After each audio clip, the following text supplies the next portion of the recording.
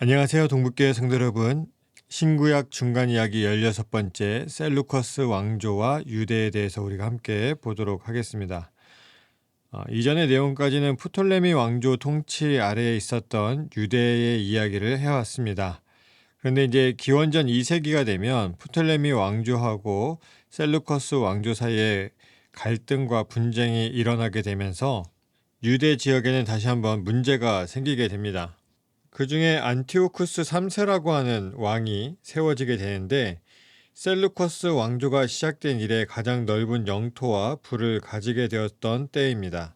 안티오쿠스 3세는 20세의 왕의 자리에 오르면서 알렉산더의 후계자임을 자처하게 됐고 정복 계획을 다시 설립하게 되고 이전과 같이 영토를 확장하는 일에 힘쓰게 됩니다. 그러한 과정 속에서 프톨레미 왕조를 이겨서 유대를 빼앗을 수 있다라고 믿었었고 이러한 상황 속에서 유대가 재빨리 셀루커스 쪽으로 지지를 보내면서 안티오쿠스 3세를 도와서 프톨레미 군대를 몰아내게 됩니다. 안티오쿠스 3세는 유대에 감동해서 신앙과 율법을 공식적으로 인정하겠다라고 하는 약속하고 또 3년간 세금 감면의 혜택을 베풀었습니다. 당연한 것이 항상 말씀드리지만 유대 지역이라고 하는 것이 위쪽과 아래쪽을 연결하는 길목이었기 때문에 이곳을 차지하고 있는 쪽이 항상 유리할 수밖에 없는 거죠. 그러한 상황 속에서 유대가 자발적으로 셀루커스 왕조 쪽으로 오게 되니까 당연히 그만한 대가를 치러줘야 되는 거죠. 그리고 유대인들에게 도시와 성전 재건을 지원해 줄 것과 셀루커스의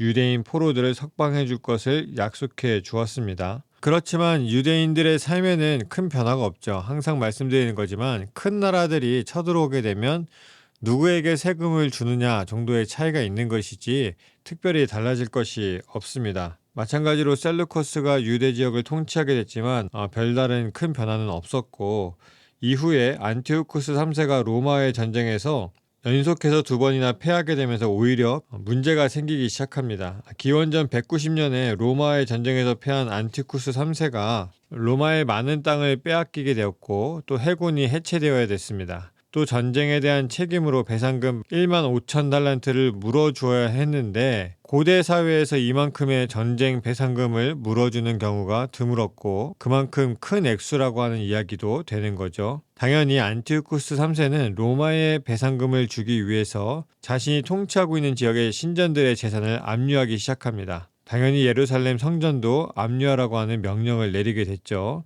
이러한 상황 속에서 당연히 셀루커스 왕조의 치하에 있었던 백성들이 안티오쿠스 3세에게 반기를 들기 시작했고 결국 안티오쿠스 3세는 기원전 187년에 수사에서 신전을 약탈한 뒤에 암살당합니다. 고대 사회에서 건들지 말아야 될 것 중에 하나가 바로 종교에 대한 문제입니다. 지금은 종교가 어떤 선택의 문제이지만 이 당시에는 민족의 미래와 민족의 삶에 대한 이야기였거든요. 이들의 삶에는 가장 근본적인 것이 종교였기 때문에 이것을 건들게 되면 항상 문제가 생기곤 했습니다. 안티오쿠스 3세가 죽자 셀루커스 4세가 왕이 되었는데 왕은 바뀌었지만 여전히 로마에 바쳐야 되는 전쟁 배상금 문제가 있었기 때문에 예루살렘 성전을 강탈하려고 했습니다. 당연히 유대 입장에서도 심한 반대가 일어나게 됐고 셀루커스 4세도 곧 암살을 당하게 됩니다. 기원전 175년에 보게 되면 셀루커스 4세의 동생이었던 안티오쿠스 4세가 왕이 되는데 이 안티오쿠스 4세는 스스로를 에피파네스라고 불렀습니다.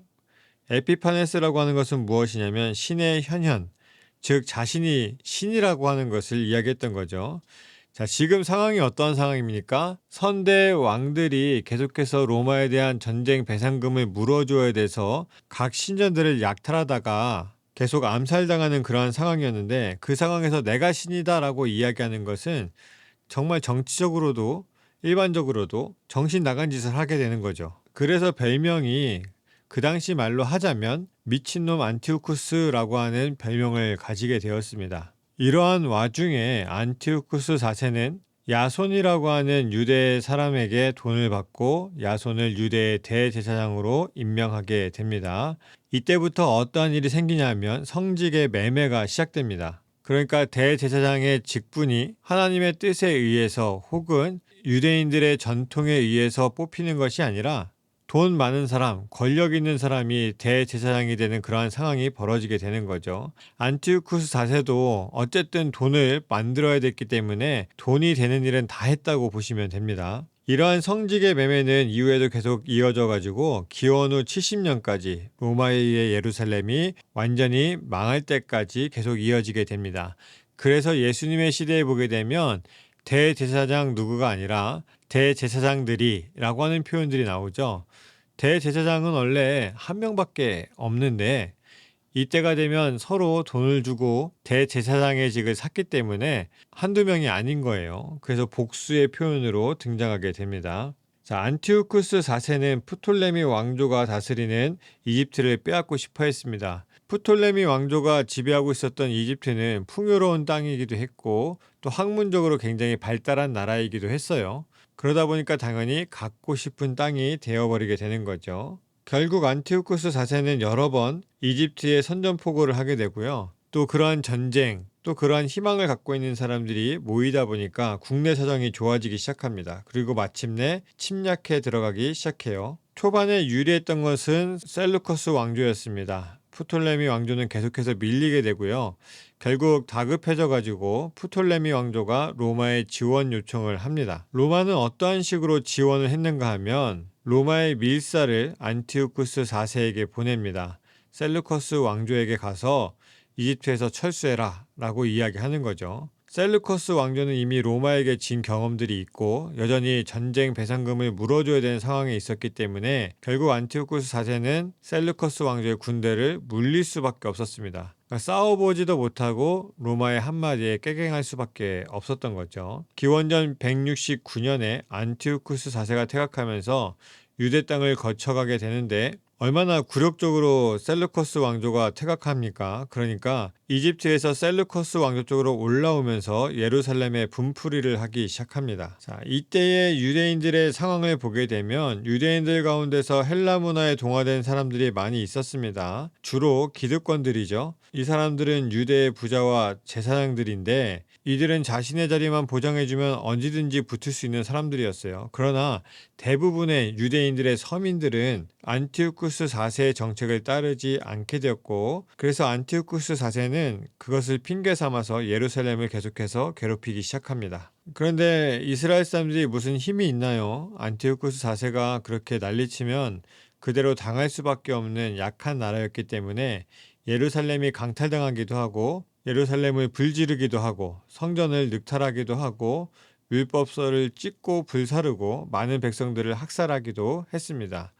그러면서 많은 세금을 부과하게 되는데요. 하나는 인두세입니다. 인두세라고 하는 것은 말 그대로 사람의 머리대로 세금을 부과하는 방식이죠. 또 제왕세, 거기서 뭔가 기득권이 되고 왕이 되려면 그만한 세금을 또 내야 됐습니다.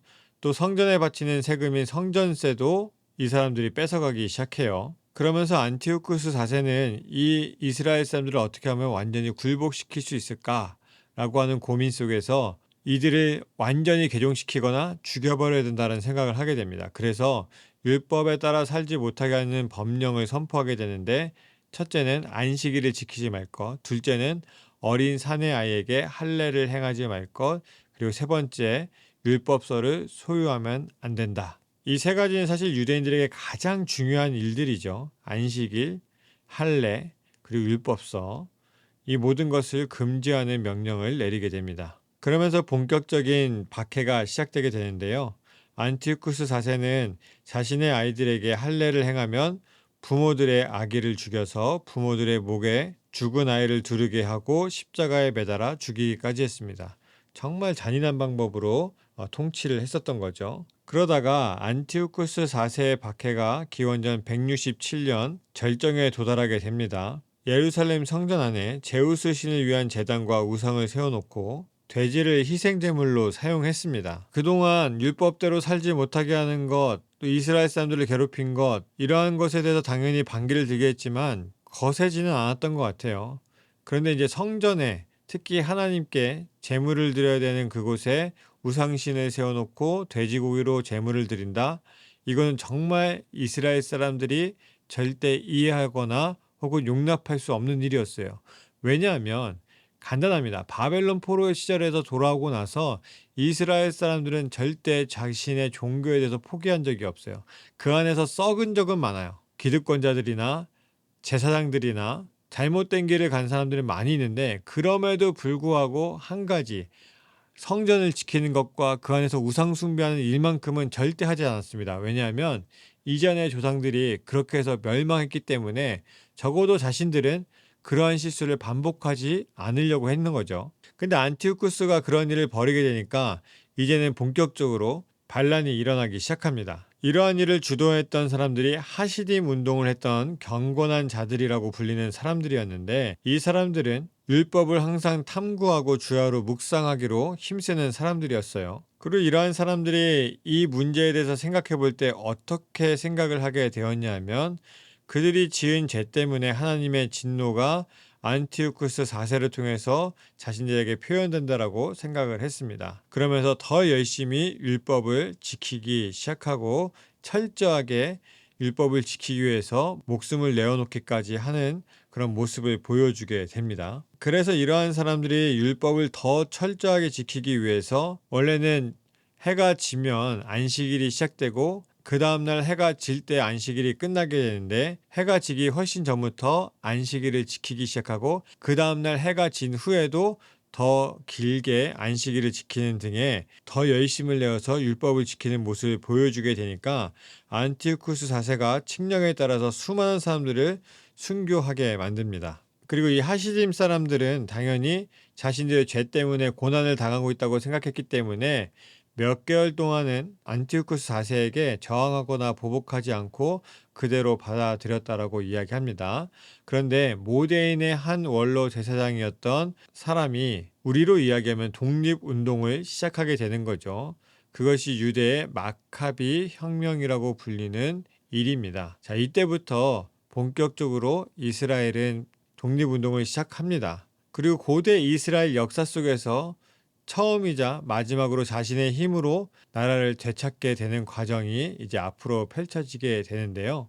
결국은 하나님의 율법을 더 잘 지키기 위해서 노력했던 이들이 이 독립운동에 참여하게 되고, 결국 나라를 다시 독립하게 하면서 하나님의 나라를 되찾아가는 그런 모습을 앞으로 보게 될 겁니다. 뒤에서도 또 한번 이야기하겠지만, 이러한 마카비 혁명, 독립운동을 통해서 이제 이스라엘 사람들이 천국에 대한 소망을 품기 시작해요. 구약에 보게 되면 하나님의 나라에 대해서 가끔 언급을 하지만, 기본적으로 이 사람들에게 구원이라고 하는 것은 이 땅에서 어려움을 당할 때에 하나님께서 뭔가 은혜를 베풀어 주시고 하는 일들에 대해서 구원이라고 생각했습니다. 지금 우리가 가지고 있는 개념과는 많이 다르죠. 우리는 죽어서 가는 하나님의 나라를 꿈꾸고 있는데, 이 사람들은 이 땅에서 이루어진 하나님의 나라에 대해서만 소망을 품고 있었어요. 그래서 그 소망을 품고 당연히 하나님께서 도우시고 우리를 구원해 주시면 독립운동을 이룰 수 있다고 생각해서 싸우기 시작하는 겁니다. 반대로 이 독립운동을 하게 되면 우리나라도 마찬가지였지만 많은 사람들이 죽을 수밖에 없었습니다. 그래서 그러한 과정들을 통해서 왜 하나님은 하나님의 나라를 되찾는 하나님의 백성들을 이렇게 죽음으로 몰아가시는가 라고 하는 의문을 가지게 되고, 그 과정 속에서 하나님은 반드시 그러한 이들을 위한 곳을 만들어 놓으시고 그들을 위로해 주실 것이다, 그들의 영혼을 구원해 줄 것이다 라고 하는 소망을 품게 되면서 우리가 흔히 이야기하는 천국에 대한 소망을 품기 시작합니다. 그래서 예수님의 시대에 예수님께서 말씀하실 때에 모든 사람들의 생각이 죽어서 가는 저 하나님의 나라에 대한 소망을 강하게 품는 건 아니지만, 그러한 이야기를 할 때에 사람들이 이해할 수 있는 정도까지 발전하게 되는 거죠. 그러한 이야기도 앞으로 또 보게 될 겁니다. 오늘은 여기까지 하겠습니다. 감사합니다.